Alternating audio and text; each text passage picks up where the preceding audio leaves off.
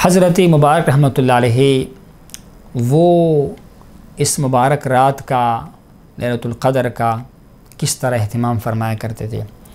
تو دیکھیے گا، مبارک رحمۃ اللہ علیہ تو ویسے بھی عبادت کے بڑے شوقین تھے۔ آپ مبارک رات گئے تک عام دنوں میں بھی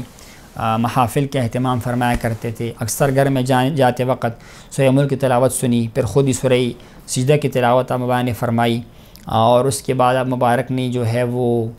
جو باقی اذکار ہے رات کی وہ پڑھتے تھے، اور رات کو آپ مبارک تھوڑی دیر آرام فرمایا کرتے تھے، اور کوشش فرماتے تھے کہ جلدی اٹھے رات کو۔ پھر آپ مبارک تہجد کی نماز، اذکار وغیرہ وہ عام حالت میں بھی آپ مبارک کیا کرتے تھے۔ اور جہاں تک ماہ رمضان میں آپ مبارک کا معمول تھا، وہ ظاہر بات ہے آپ مبارک کا جب صحت بہتر تھا ابتداءً، یعنی ابھی ہم بہت چھوٹے چھوٹے تھے، اس وقت آپ مبارک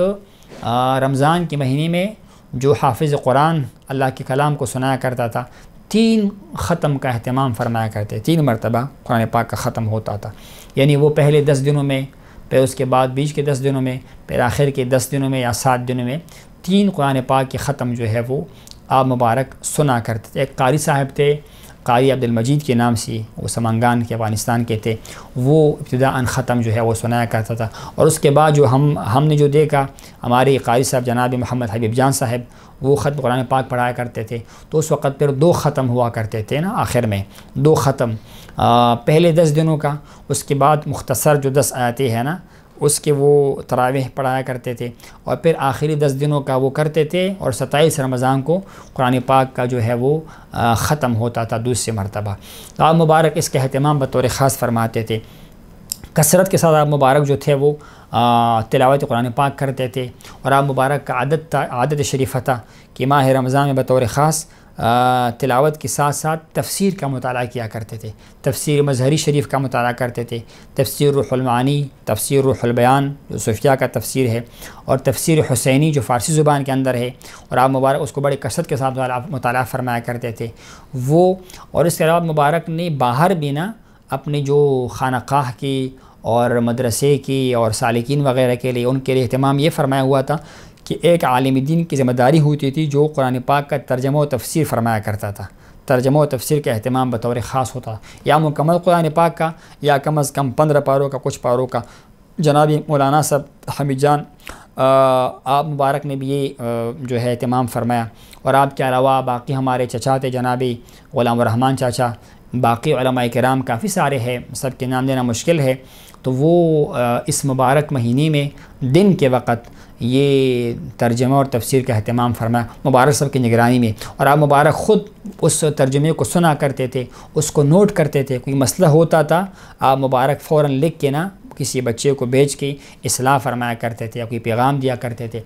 علاوہ جناب مبارک کثرت کے ساتھ صدقات و خیرات کرتے تھے۔ آپ کا لنگر جو ہے وہ ساری و جاری ہوتا تھا، طلباء کے لیے لنگر، علماء کے لنگر، پڑوسیوں کے لنگر، مہمانوں کے لنگر، خانقاہ میں سحری کا اہتمام، افطاری کا اہتمام کثرت کے ساتھ، یہ معاملات۔ پھر زکوٰۃ مبارک ادا فرماتے تھے، اور جو آپ مبارک کے مخیر خلفاء ہوتے تھے، جو صاحبان ثروت ہوتے تھے، آپ مبارک بسا اوقات ان کو ترغیب بھی دیتے تھے، اور ان سے پوچھتے بھی تھے کہ آپ لوگوں نے زکوٰۃ ادا کیا ہے کہ نہیں کیا ہوا ہے۔ اگر کسی بندے نے زکوٰۃ ادا نہیں کیا ہوتا تو آپ مبارک تاکید فرماتے تھے کہ زکوٰۃ کو ادا کرو۔ اور کبھی کبھار تو اس طرح بھی ہوا کہ آپ کے امر کے بعد لوگ زکوٰۃ لے کر آتے تھے کہ صاحب ہمارے پاس زکوٰۃ ہے، لیکن ہم کس کو دیں، ہمارے پاس وہ معاملات نہیں ہے، تو آپ زکوٰۃ ادا فرمائے، ہمارے طرف سے وکیل ہے۔ آپ مبارک اسی وقت خانقاہ میں، آستانے میں اور دربار میں لوگوں کو ڈھونڈتے تھے، اور ان کو زکوٰۃ جو ہے وہ ادا فرمایا کرتے تھے۔ تو آپ مبارک کا یہ جو ہے وہ عادت شریفہ تھی، اور سالکین کے لیے آپ مبارک کی ہدایت یہ تھی کہ آپ لوگ ماہ رمضان بالخصوص وہ اپنے اپنے علاقوں میں، اپنے اپنے مساجد میں کوشش کرے اس کو آباد کرے۔ یعنی آپ مبارک خانقاہ میں جو لوگ کثرت سے آتے ہیں مہمان، ظاہر بات ہے تو اس کے ساتھ ذمہ داری بڑھ جاتی تھی، اہل خانہ کے لیے کھانے پکانے کے مسائل، یہ سارے مسائل، تو آپ ترغیب یہ دیا کرتے تھے کہ جو لوگ باہر کے سالکین ہیں، دور دراز کے سالکین ہیں، اپنے اپنے علاقوں میں وہ اپنے مساجد کو آباد کرے، وہاں پر ختم قرآن کا بندوبست کرے، وہاں پر وہ جو ہے وہ عبادت و اذکار کر لے، یا آپ مبارک ارشاد فرمایا کرتے۔ مبارک رحمہ اللہ اس رات کو جاگ کر گزارتے تھے۔ کچھ راتوں کا مبارک وہ قیام فرمایا کرتے تھے، سوتے نہیں تھے تقریباً۔ اس میں ایک شب قدر کی رات تھی، یہ 27ویں کی رات، چونکہ اس میں ایک قول یہ ہے یہ تو حدیث مبارکہ سے ہمیں پتہ چلتا ہے نا کہ ماہ رمضان کی آخری 10 راتوں میں لیلۃ القدر شریف ہے۔ پھر کثرت کے ساتھ روایت یہ ہے کہ اس کو طاق راتوں میں تلاش کرو، 21 کو 23 کو 25 کو 27 کو 29 کو تلاش کرو۔